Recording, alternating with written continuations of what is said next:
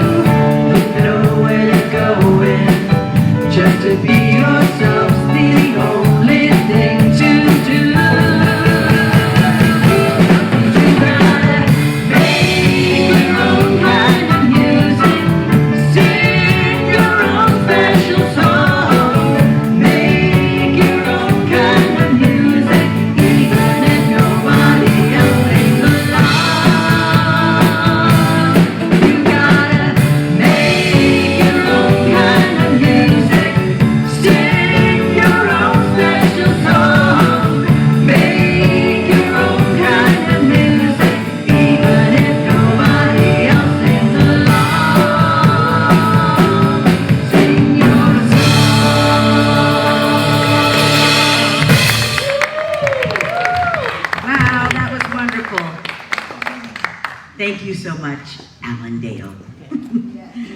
Good morning and welcome to the Center for Spiritual Living in Capistrano Valley in our June gloom, San Clemente. But we don't care because we're cool here and they're hot inland. So I'm so delighted to see you all here this morning. It feels so good to see people in the seats. So we are open. You missed a great meditation today. Reverend Bruce starts, the meditation starts at 10 and it goes for 15 minutes and then we start the service at 10:30. So welcome back, and right now we're still wearing our masks and we're still social distancing. And if you don't want to have physical contact at the front door, we have a little sticker of a heart. That means we'll hug you with our heart and not with our arms. So just stick that on your clothes and we will see that and we will not approach you and hug you, okay? So it's a wonderful day to be here and a wonderful day to be alive. And we are a trans-denominational center, which simply means that we're all inclusive. And we love you all, and so welcome to our service. I wanted to tell you that our dear friend and member of our spiritual community, Gene Stone, passed away on Friday evening, peacefully at home. His wife Joyce and his son Micah want to tell you thank you for all of your prayers this past year during his illness, and they're so grateful for all your love and your support. You remember Gene did the Wednesday's Wisdom Native American ceremonies, and it was the largest crowds we ever had on Wednesdays. We had like 60 people when he would do that. We just loved the drumming and the chanting, and he loved Mother Earth, and he spent his life making a world that works better for everyone. So we honor his passing and we bless him on his journey. And now we're going to light the flames of faith.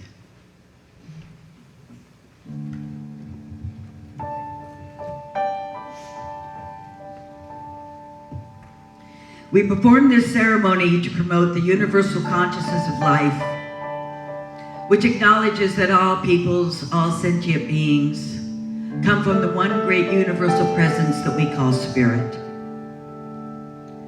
Fundamental to this truth is the unifying nature of all religious thought and experience, which we honor here today. We light the candle for the Tao, honoring the universal path of harmony and equilibrium, the natural way. We light the candle for the shamanic traditions, honoring the beliefs and the practices of all indigenous peoples, the way of primal spirituality. We light the candle for Hinduism, honoring the path of knowledge, action, and devotion. We light the candle for Judaism, honoring the path of living by sacred law. We light the candle for all forms of Buddhism, honoring the Four Noble Truths and the path of compassion. We light the candle for all forms of Christianity, honoring that Christ consciousness as a path of love. We light the candle for all forms of Islam, honoring the path of compliance with the will of God as the highest calling. We light the candle for the universalistic religion of Baha'i, honoring the path of unity and the path of peace. We light the candle for all forms of new thought, honoring the metaphysical path of mental healing through the practice of universal spiritual principles. And as practitioner Hans Smith lights that last candle, let it represent the path that brought you here this morning.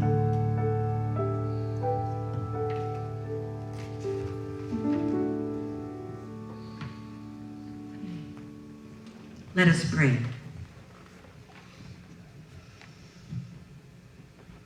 In this most sacred and holy moment, we recognize that there truly is only one truth. That truth is there is only one God. There is only one Spirit. There is only one life. There is only one divine essence.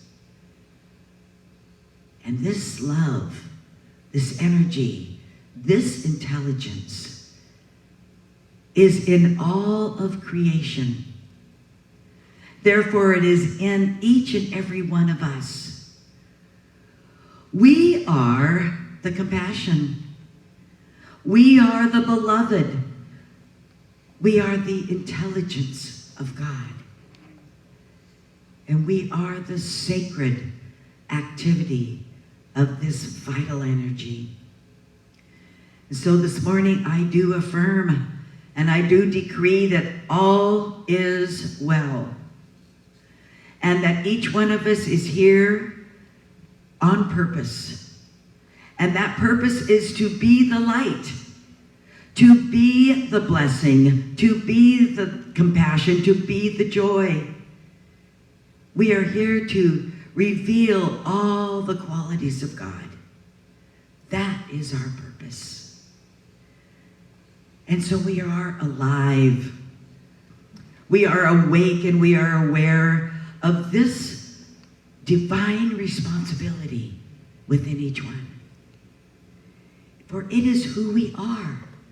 We are beautiful spiritual beings having this incredible, sometimes challenging human experience. But it's all good because it truly is all God. I know that this service is a divine idea in the mind of God, and that Reverend Bruce's message touches each one of our hearts. And the music this morning lifts us up to a higher level of consciousness. And so I place these words into divine mind. They've already been created. It's already done. And so my heart is full of gratefulness, thanksgiving, and love as I anchor this prayer in confidence. And we say together, and so it is.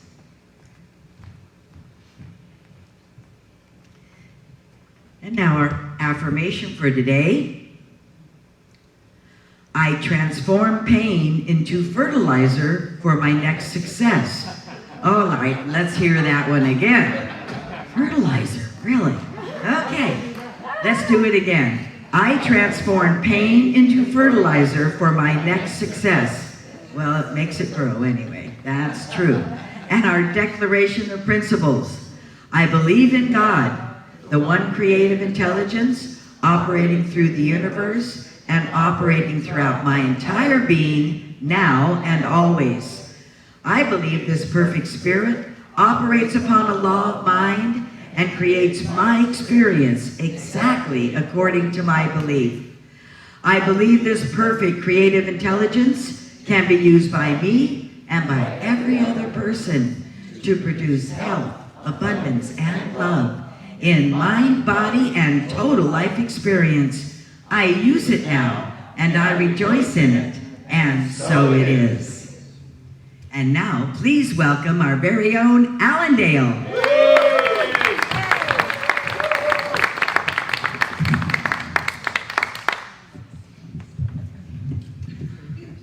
Good morning.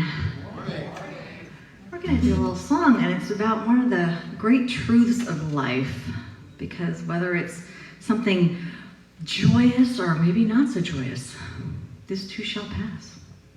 Oh, impermanence.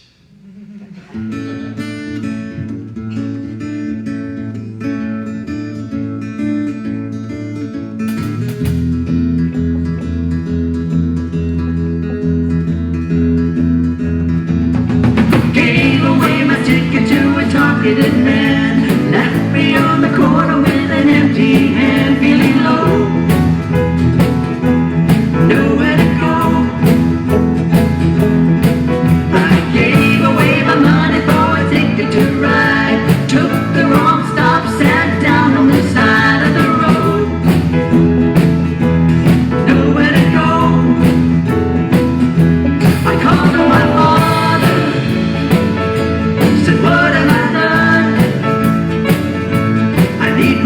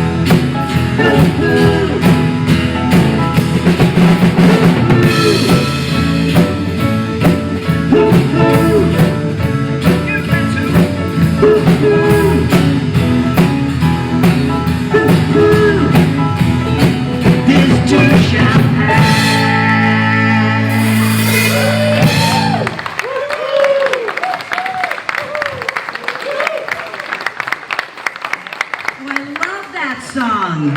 That's one of my favorite affirmations through it all. This too shall pass.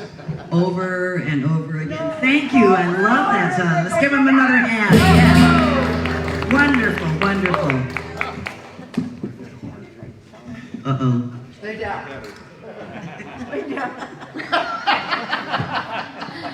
Oh, yes, sometimes they have a mind of their own, don't they? On a body too. Okay, so as you know, our yearly theme for Centers for Spiritual Living is timeless wisdom and evolutionary vision. So each month we have a special theme, and for the month of June, it's the Soul's Call.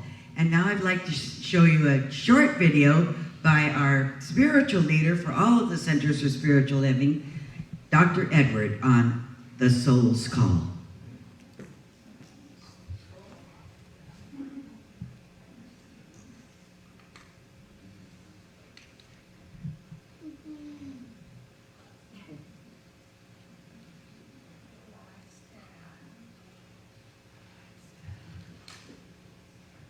Calling the soul.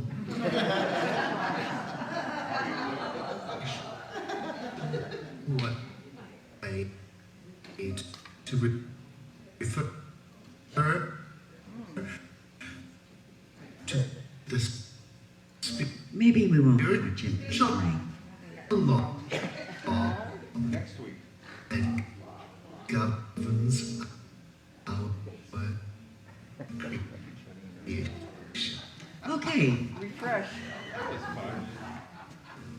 Now beyond, not gonna work, Barry? it's, Okay, put it down. it's so Okay, the Soul's Call. We'll just have to hear what Reverend Bruce has to say about it.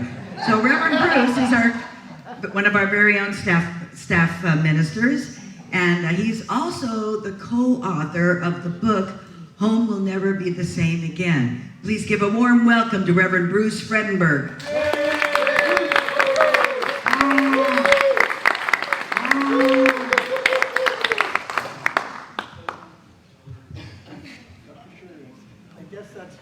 You guys hear me? Yeah, I guess that's why nobody does live television anymore.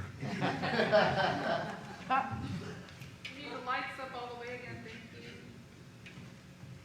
I was going to say just what he said, and now I'm lost. I've also been, following these services via Zoom or Facebook and enjoying them, but I'd forgotten how great our musicians are live and in person, and how great Allendale is. Some people, some people's live performances are a disappointment after you hear the album, and other people are, wow, why didn't they get better engineers? This is really great. No offense to our team back there, but these guys are really great. Does anybody disagree? No. Okay.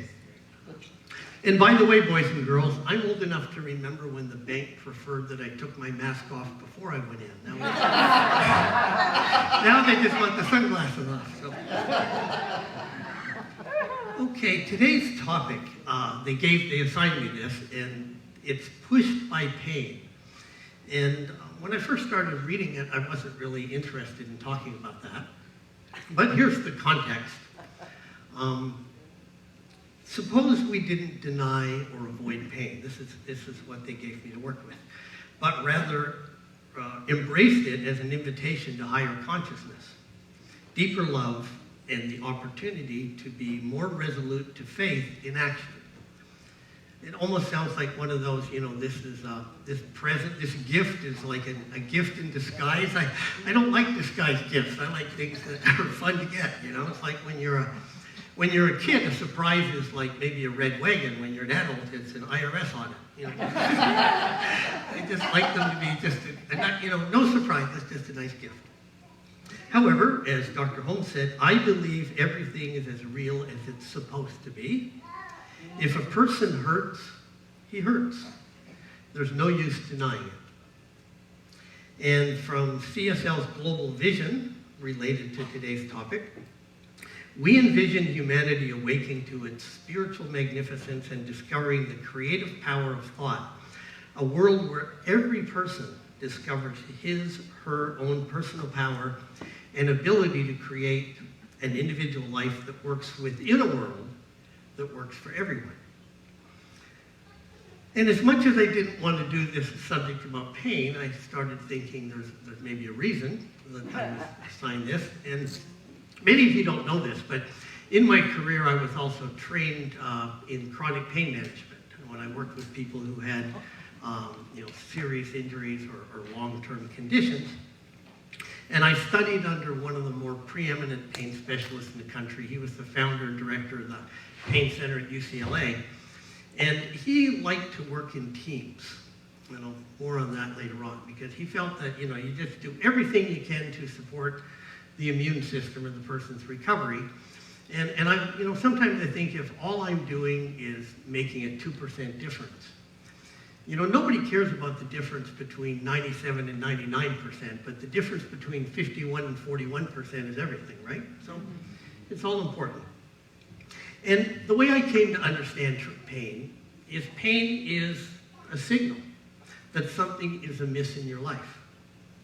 The problem with chronic pain is once it's like the fire alarm or the car burglar alarm. Once you got the message, then it's just a distraction or an irritation. It's no longer you having any benefit. It's just more noise and more distraction and increases your pain. And it can automatically come back on if it's needed later on. But first you recognize at least something is amiss in life. And so I was thinking again, why was I given this opportunity in this particular day? And there's a lot of pain in our country right now. And I don't think that's a surprise to anyone. You don't even have to turn on the TV, but you can see lots of evidence of it. But just watching what's happening with friendships and families. And some people are suffering from physical pain, of course, and there's emotional pain, and there's financial pain, and relationship pain. And there's the pain that I would imagine that our friends Joyce and Mika are suffering, is pain over the death of a loved one. And I don't know that I have much to say that would be really helpful in that case. I mean, even when, whatever your belief is, you still miss the person's reality and the finality of it, at least in the conditional world, that you're not going to see them or talk to them here, at least, the way we're used to seeing and talking to people. That's people, we're built to recover from pain, but I can't exactly tell you how to get through that one. I know I've been through it and got through it, but everybody does it their own way. But our country is suffering from a generalized pain. And as a whole, we can't even agree on what each of us agree to ourselves are basic facts. I mean, the sky's blue, this is up, that's down, but there's things that people feel are facts. Other people don't think they're facts at all. Some people think climate change is a hoax, others completely disagree. Disagreements about whether systematic racism does or doesn't exist, whether or not extreme inequality is a problem, or if it's not, and even if it's so, there's disagreements on what to do, or even if we should do anything about it. There's disagreements on whether or how much we can rely on the electoral process, whether or not democracy is a good system, or whether we should throw it away and let the military take over.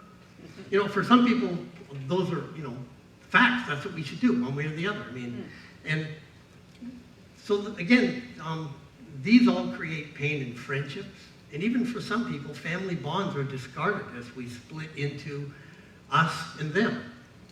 And I don't know about your experience, but them are always wrong. And sometimes they're so terribly wrong, you need to think terrible thoughts about them. And then I recall a saying I wish I paid attention to all the time, but you are not required to participate in every argument to which you are invited. Facebook? Okay, so the pain's like in a fire alarm. Or it's when your car light's on and it tells you your car's out of oil or it's about to overheat and break. Once you've figured that out, you don't need to be distracted by a light. Or when you hear a car alarm go off, isn't there a certain point after 5 or 10 minutes where you're rooting for the thief to hurry up and find the wire and cut it so you can go back to what you're doing? Right? Okay, so the alarm's heard. So now what do we do? Well, part of my work, in fact, my book that I'm a co-author of it, is about some of it. I help people resolve conflicts. In addition to my work as a therapist, I help people who've chosen to divorce have more peaceful, more respectful divorce processes to spare their family some of the worst aspects of divorce. And I found, like other forms of pain, it works better in teams. So I work with family law attorneys and financial specialists and other mental health professionals who've been trained in this, and I train people in it. And the reason the teams are important is there's too much for one person to know. You know, I can't even keep up with the stuff I'm supposed to know in my field, let alone the law and finances. You know, there's law, there's money, and most of all, there's the underlying emotional pain that drives bad decisions. And that's what I think is happening in our country, too. People have a lot of emotional pain over perceived injustice or wrong-headedness or, God forbid, disagreeing with me. And so that drives, you know, our sense of right and wrong, and the more we get into anger, the worse our decisions become, because that's how the brain works. We can get into that a little later. But about a month ago, I attended a presentation from a family law attorney who created the whole idea of collaborative law. His name's Stu Webb. He's an attorney in Minnesota. And he came up with the idea of attorneys helping people solve the problems, and they sign an agreement that if they can't solve it peacefully, everything they've created in that process cannot follow them to court. So people are free to put their cards on the table without thinking it's going to be used against them later on. I met him a couple of times. In fact, he was on a Zoom call from out of state, or maybe 50, 60 people from around the country, and even somebody from Italy listening. And I was surprised when he said, "Oh, hi, Bruce," because he's a really well-known guy, and I forgot he endorsed my book. So I forgot. I met him before, and he was a member of Unity when he created collaborative divorce. And he considered himself more of a Buddhist now, but he's still in that sense. Shouldn't be surprised, right? So he addressed peacemaking this way. He stressed the importance of shifting from the little mind to the big mind. Here's what he said. He said, if the 8 billion people on the planet think we are just our own individual selves with our own individual minds and fail to recognize the big mind, how will we ever reach consensus and have peace in our lives and in the world? He thinks the problem is that most people focus from the outside in. They focus on the conditions, and then they limit their thinking only to the possibilities that are available in the current moment, the current conditions. He emphasized the need for a paradigm shift. Recognize the possibilities when we think from the outside inside. Don't neglect what it looks like outside, and don't neglect our individual selves, but understand that real shifts and change come from the inside. That's from an attorney, a family law attorney. You know, people who are, you know, he spent some of his career, you know, whamming people. And this is 30 years ago, and he created this process, and it's now being shared in 128 countries and 35,000 professionals around the world, of which I'm happy to be one. And he said, inside is where you will find your connection to the big mind. And there's various methods to do that. So now the other question is, what works? What doesn't? This is going to be a shock. Arguing is almost always non-productive. In fact, if you try to persuade somebody to give up their core beliefs, it's been demonstrated they will double down on them. Well, now not only am I right and you're wrong, but now I need to do something about you. Or at least I don't want to ever see you again. You know, and that's how people, you know, how we get. Now, empathy and understanding doesn't require agreement. Deep listening and understanding does promote healing. And that's been well known. There's a lot of research in that. Deep listening, helping the person feel understood, and having some empathy to the other person's situation. You know, promotes healing, and they increase the possibility of harmony.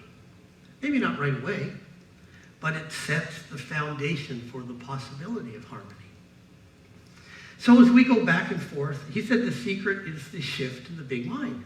So as we go back and forth between the small mind and the big mind and the big mind and the small mind, we can start bringing our enlightened inner self, the big mind, into the conditions of our daily experience in the small mind.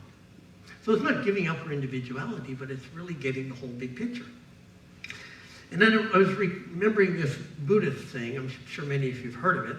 Before I was enlightened, I chopped wood and carried water. After I became enlightened, I chopped wood and carried water. What changes is my experience. In our inner conversations, our inner day-to-day life, the things we tell ourselves on a daily basis, generally driven by unconscious beliefs, really defines our experience of life. And life is primarily an emotional experience. Now, obviously, I value the intellect. That's why I spent so much time in school. But and those of you who've heard me on Wednesday nights, I've said this a lot of times, but I guarantee if I put on a song right now that reminds you of being 15 or 16 years old, your first thought will not be quadratic equations or conjugating French or Spanish verbs. And yet many of you spent a lot of time, hours and hours and hours, mastering that stuff and passing tests on it. But what will come to mind is how we were trained to feel about ourselves by our experience and the conclusions we did. And who liked me, who didn't like me, or in my case, who I wanted to like me but didn't like me. So if we recognize we're all connected, that means we could have harmony through empathy and understanding. So how would we act if we truly thought about how our actions affect every other person before we do it, and knew that every other person was having the same conversation with themselves? How is that going to affect everybody else? Well, that would mean that everyone was always conspiring to make sure that anything we wanted to do should harm no one. And wouldn't it be great if you knew that 8 billion people on the planet were constantly conspiring to do you good? See, I do accept some conspiracies. That would be a good one.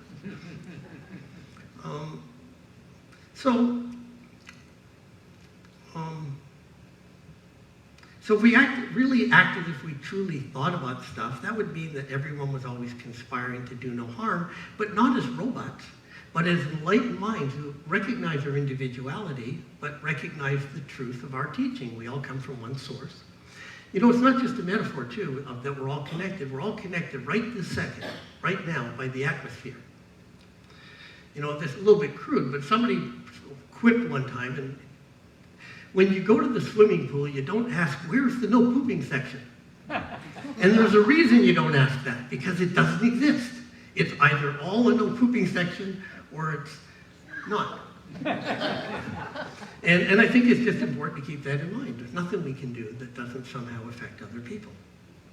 So we're all connected, and there is a power in the universe, greater than I am, said Dr. Holmes, and I believe it, and that I can use it to the extent that you or I accept this reality, and that whatever I want in my life can be had with only one caveat, as long as it's in harmony with the whole. So in every treatment, anything I want, I always had, and harms no one. And then, you know, it's free, it's clear to go. I mean, an all-creating intelligence that created all of us doesn't want some of us to suffer if it has to have that. You know, I like to think God has a better time when I'm not anxious and afraid, being me, and a much better time when things are going well. Does anybody agree with that? Yeah. You know, and I, you know, it's a little bit anthropomorphic, but not really. I mean, if we really believe there's only God and nothing else, that means everything is a direct expression of some aspect of God. Direct, you know, infinite power, infinite love, infinite capacity, all the intelligence. When we give a treatment, we don't have to tell Spirit how to do it. Spirit doesn't need to know anything. It knows everything. It just wants to know, what do we want and how does it help everybody? Or how does it not hurt everybody? And then it'll just do all the connections, just like every day somehow I eat food and turn it into skin and hair, some of it anyways into hair. And I have no idea how I do it. And every time I put my hand in front of a mirror, I perfectly reflect it. I don't know how I do that, but I do. I'm great at it. Okay, so I was thinking of what would be a good experience to have people kind of get this idea that we're all connected. But when we don't understand that, the mistakes we make. So the right side of the brain controls the left side of the body, or at least the extremities. And same with the left side and the right side. And I remember reading about a treatment for epilepsy, for severe epilepsy, where nothing else is working, where they cut the corpus callosum. The corpus callosum is the structure in the middle of your brain that connects all the communication between the two halves. So imagine that was broken. Okay, so do me a favor, put your 2 fingers up like this and take it out to the edge of your peripheral vision where you can still see it, but just barely. Okay, now close your left eye. What happened? Right, now open your eye and close your right eye. I mean, do it the other way around. Anyways, it disappears, right? Okay, so imagine, just close your right eye for a minute. And so here's your right eye that's controlling this part of the thing. So it's aware of this. And then suddenly this intruder comes across the border, this person that's really wrong. And not only that, they're starting to take my food. Or they're going to hurt me. So I can't get away and I can't stop. So I grab a hammer and wham! Ow! What happened? We're connected, right? Well, if we really are all connected, that would be a reasonable thing to pay attention to. Just because we don't see it doesn't mean that we're not. And some weeks ago, earlier, maybe months ago, I wrote something and I sent it out, and I don't know if many people read it because I only got feedback from a couple of people, but I thought it fit with this as well. And I titled it, "Whatever you think of yourself, you are always a whole lot more." And I was reminded the other day that when we were first born, we have to learn how to see. Did you know babies can't see? At least not like we see. Babies need to learn how to see.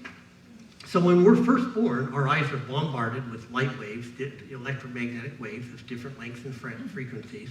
And a baby doesn't yet know how to distinguish one from the other, what we call colors. It has to learn. And on top of that, the baby needs to learn how to distinguish separate forms. Mother's face, parts of her face such as the eyes, lips, hands, fingers, and more. And in order to track a form, the baby needs to learn how to separate that form, the mother's face and the hand and the ball, from anything you can think of, and then to isolate it so that it can make sense out of it. And then the baby needs to learn perspective. As objects get closer, they become larger, and vice versa. And the baby learns how to pick out some forms she chooses as important, and make that the foreground. And everything that's not foreground is just background. Now, we have different foregrounds, depending on what our family thought was important, depending on what our culture thought was important. We're all getting the same information, but we can't keep track of it, so we have to learn to distinguish it. It's been estimated that at any given nanosecond, our brain is taking in about 30,000 pieces of information just from our 5 senses. Nobody could make sense of that booming, buzzing confusion, so we learn to differentiate what's important. Thing is, we're not all picking the same stuff.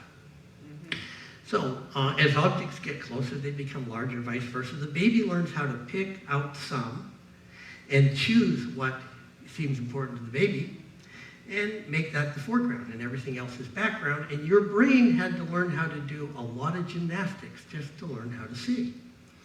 So we don't actually see with our eyes. It's actually the occipital nerve that's at the very back of the eyeball and is attached to it. And so it separates that stuff out. So when light goes in your eyes, it passes through the lens. It's like a convex lens. So it turns everything what we would call upside down and right to left and left to right. And so it hits the back of your eyes. And then your brain learns how to instantaneously reassemble the whole thing in a way that makes sense to you. So, things become right that are supposed to be right, and things become left that are supposed to be left. And so the baby also has separated into foreground and background, but now being able to separate all this out, the background provides a comparison and a basis and a context for meaning. Every action has a context, and the meaning of that context is whatever your belief is. Good, bad, indifferent. That's what your context is. And so, so the babies had learned how to take in all these light waves, differentiate them into colors, construct forms, comparisons of size, distance, to construct a visual field that she or he can use. But remember this for later, because it's important when you're examining how you see yourself in your life. And I used to explain this to clients, and I'd forgotten about it until I wrote this article. But in the late 1800s, there was a famous experiment, and it was replicated with more sophisticated technology in the 20th century. And it actually illustrates how much of what we see and then learn to believe are constructs, just constructs. Not real life, not real facts, just constructs. And basic things like our input to what we think the physical world is, in many ways, is a construct. We don't really see anything. We see the electromagnetic reflection of the life around us. The things we feel are those things that, according to quantum physicists, we can feel them like solid is because we feel the vibrational same as us. And the things that we can pass through, they're going differently. So the good things and the limitations that you think and feel about yourself are generally just constructs. They're malleable, they're changeable. That's good. So here was the experiment. These ordinary people were given specially created goggles, and these goggles turned everything upside down. And at first it was confusing and it was disorienting. And after a while, the brain somehow shifted into seeing everything right side up, even though the goggles changed the way the light was being perceived. So the brain had an inner knowing of, this isn't making sense, you know, and then so just using other nerves and you know, your proceptive, I think the proceptive nerves, but anyway, things that help you determine your physical spot in the universe, like are you vertical, are you here, are you there, don't bump into things. So the brain has an inner knowing, and it turned it right side up. And then they were able to function. In some of the experiments, they were able to ride bicycles into crowded areas successfully. Then when they took the goggles off, guess what? Everything was upside down again.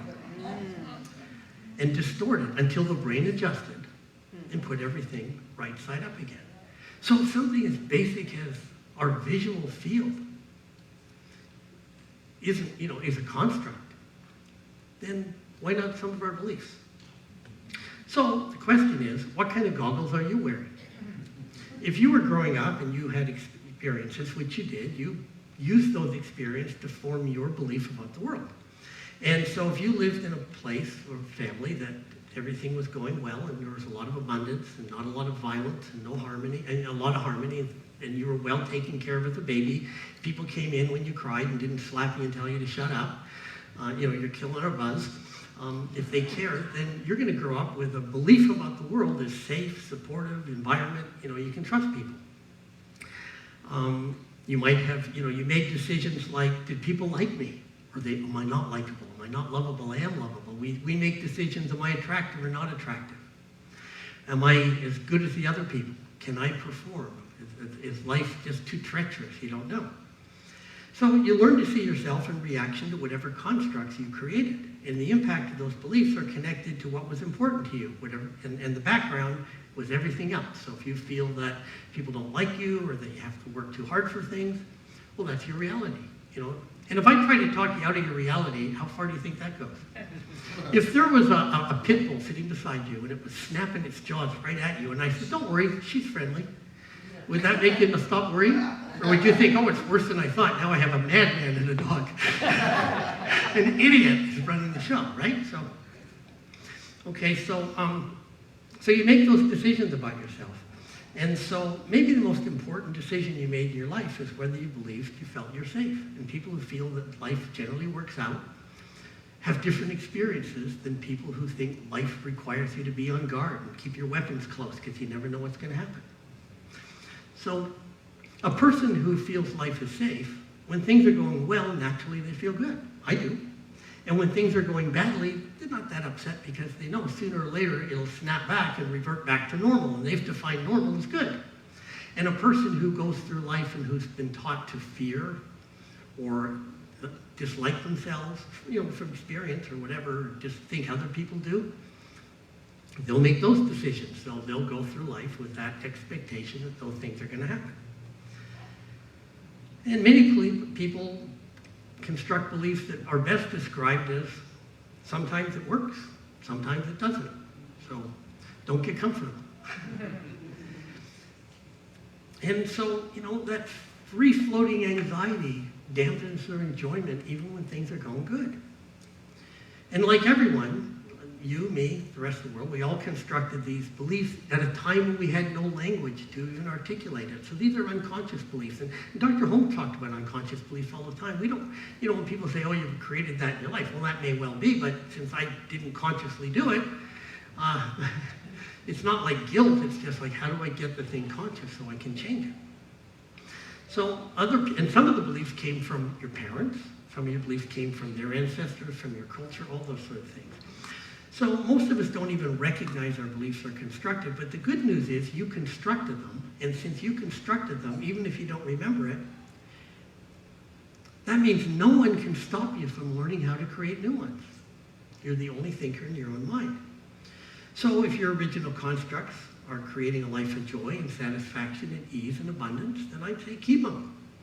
And even those ones can be improved, but if your current constructs are not creating the life you want, and for many of us they're not, that's why our country's in such pain right now, then I invite people to redecide what they want as the new foreground and the new background.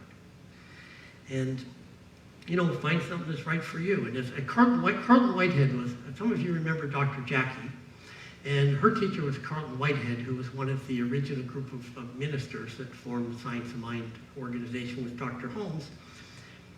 And he pointed out something that I thought was important enough to write down here. God provides the intelligence. You don't have to do that. God provides the power and the supply. All you need to do is bring the faith. So, on that note, namaste.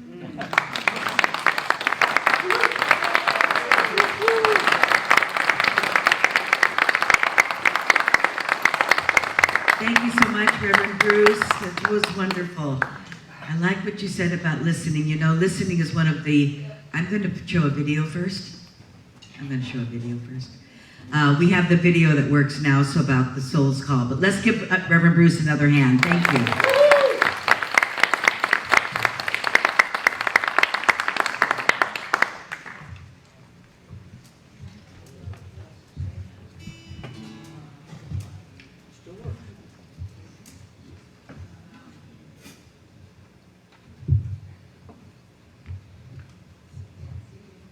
Our suggested monthly theme, the soul's call.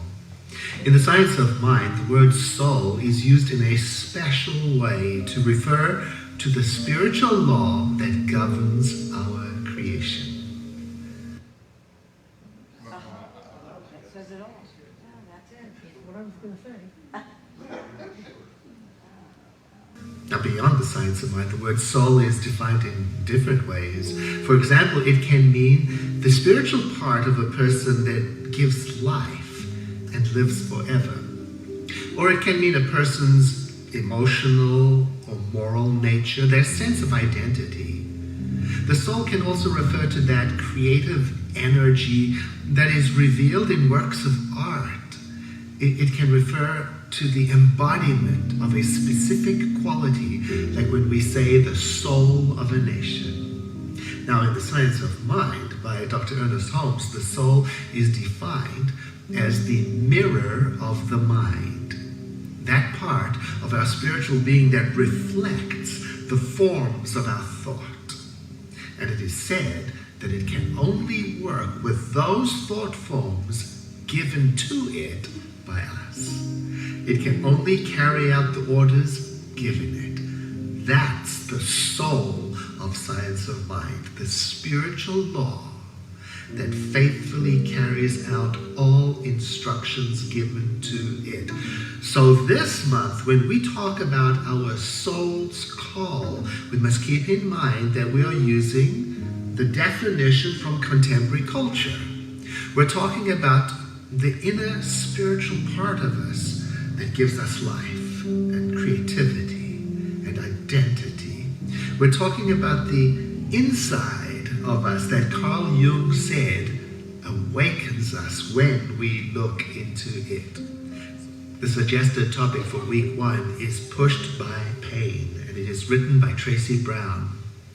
Tracy writes, suppose we didn't deny or avoid pain, but rather embraced it as an invitation to higher consciousness, more profound love, and the opportunity to be more committed to faith in action.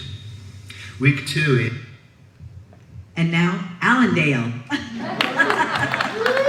Thank you. Thanks for the... We're going to perform actually actually, Rick is going to perform one of my favorite John Mayer songs. And this is a story about a man, Walt Grace, who was very unhappy with his life. And pushed by pain and pulled by vision, he decided to create and live out his dream of building his own submarine and taking it out to sea. Facing doubt from both his family and friends, and pushed by pain, he did it anyway. So much to his surprise of all, he achieved his dream and even became a legend amongst his friends and his family.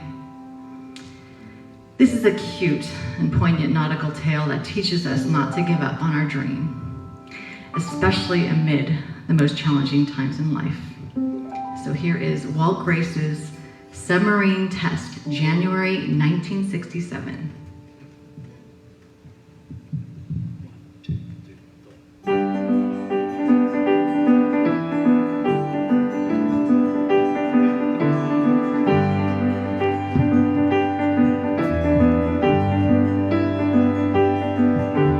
Walt Grace, desperately hating his old place, dreamed to discover a new space and buried himself alive inside his basement. Torn the side of his basement, he's working away on displacement and what it would take to survive.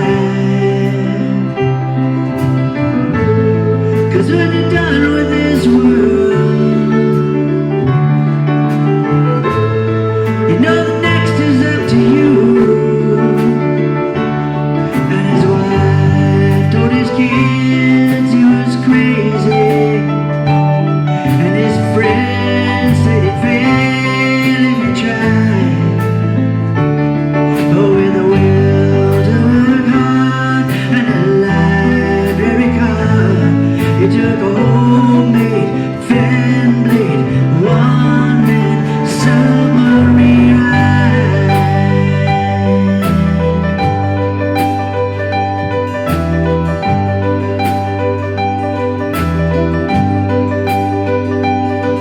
That morning, the sea was mad, and I mean it. Waves as big as he'd seen it, deep in his dreams at home. From dry land, he rolled it over to wet sand, closed the hatch up with one hand, and pedaled off alone. 'Cause when you're done with this world, you know the next is up to you.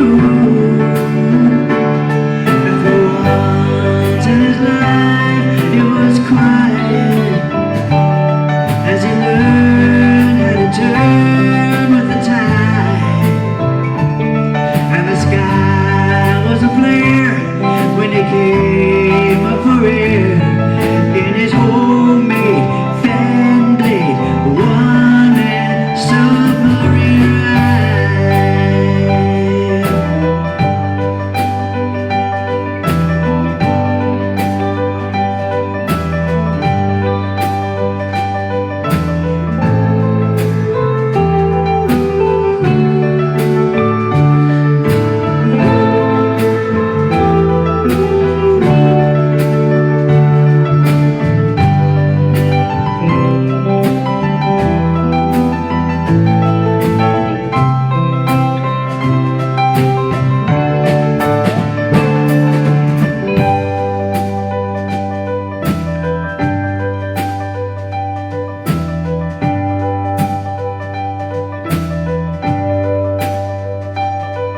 One evening, when weeks had passed since his leaving, the calls he planned on receiving finally made it home. She accepted the news she never expected. The operator connected the call from Tokyo. 'Cause when you're done with this world, you know the next is up to you. Now his friends bring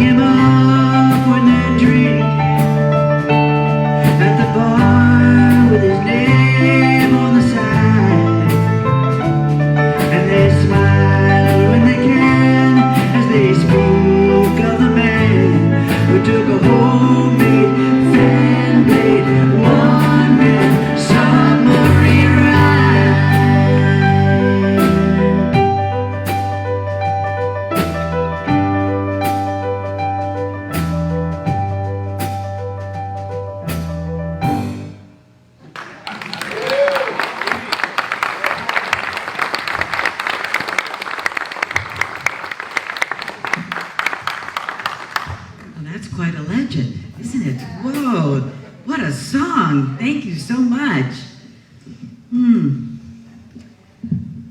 It's time for our offering now.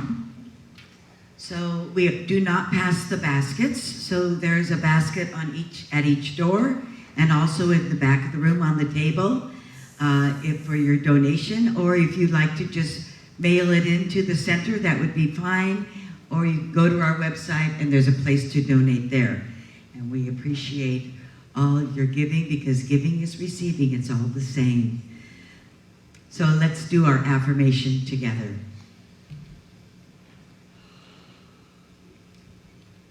Ready?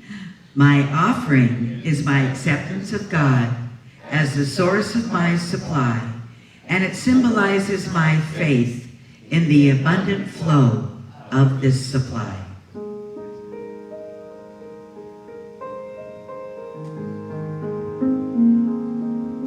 Because the ground holds up my feet, because the stars shine down on me, for all of this and so much more, I am grateful.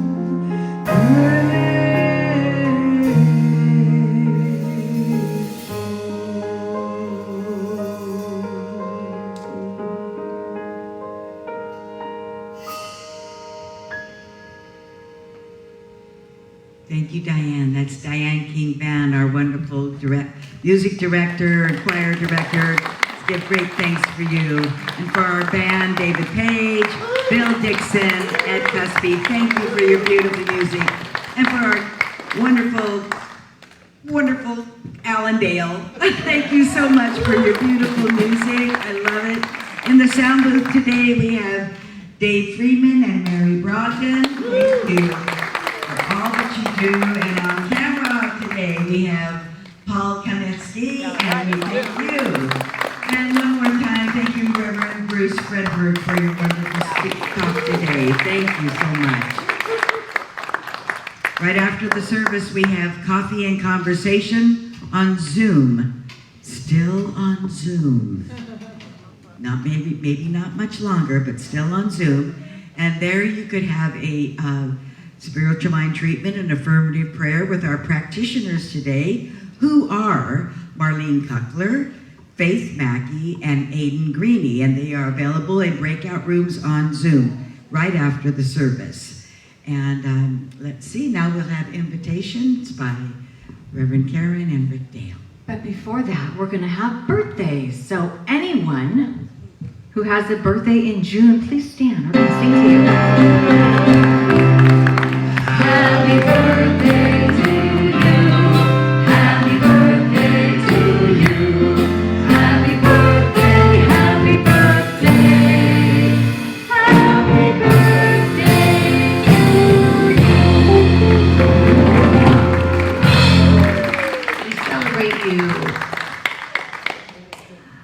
So next week, our speaker is our interim minister, Reverend Kath DePalma, and her video message will be Lean into the Discomfort. So don't miss the opportunity to glean some of her wisdom. And we invite you to join Mary Brogdon at Conscious Connection today at noon for a brief discussion about today's message. It meets via Zoom also. This Tuesday evening from 6:30 to 8 p.m., Reverend Kath DePalma is inviting us to a free workshop, Being a Healthy, Thriving Community Together. This Thursday, Shifting Sands meets from 10:30 a.m. to 12:30 p.m. and all are welcome.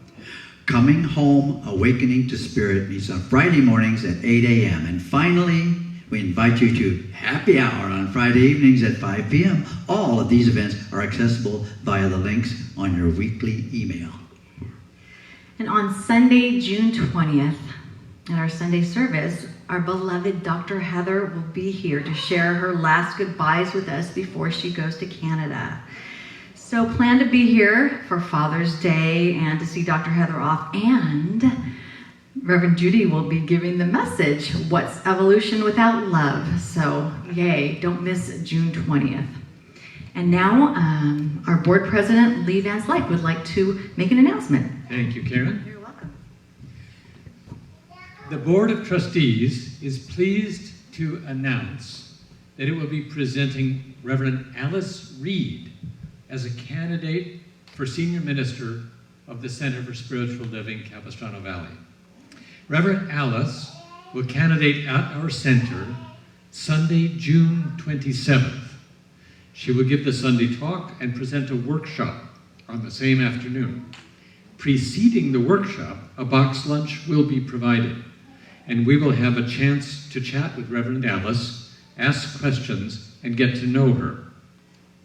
Reverend Alice is currently the senior minister at a center on the West Coast. She serves on the Centers for Spiritual Living Leadership Council and is the council's treasurer. We will be sending more information on Reverend Alice's background this week. Over the next month, we will continue to give updates on this candidating weekend, the candidating process, and our next steps. So we hope to see you in person on the 27th. If you can't, be sure to watch by Zoom and on Facebook Live, and be aware of her message on the 27th. And if you can be here in person, participate in the workshop. Thank you very much.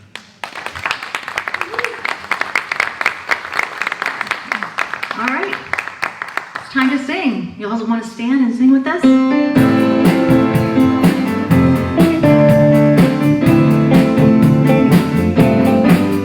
What is mine to give? What is mine to do? All I want is to share myself with you. So I stand here asking, what can I do? What is mine to give? I give it to you. Bring it up a little bit. What is mine to give? What is mine to do? All I want is to share myself with you. So I stand here asking, what can I do? What is mine to give? I give it to you.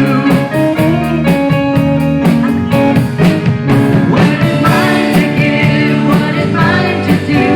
All I want is to share myself with you. So I stand here asking, what can I do? What is mine to give? I give it to you. What is mine to give? I give it to you. And as I go forth this week, I let my light shine, because I know this too shall pass, and so it is.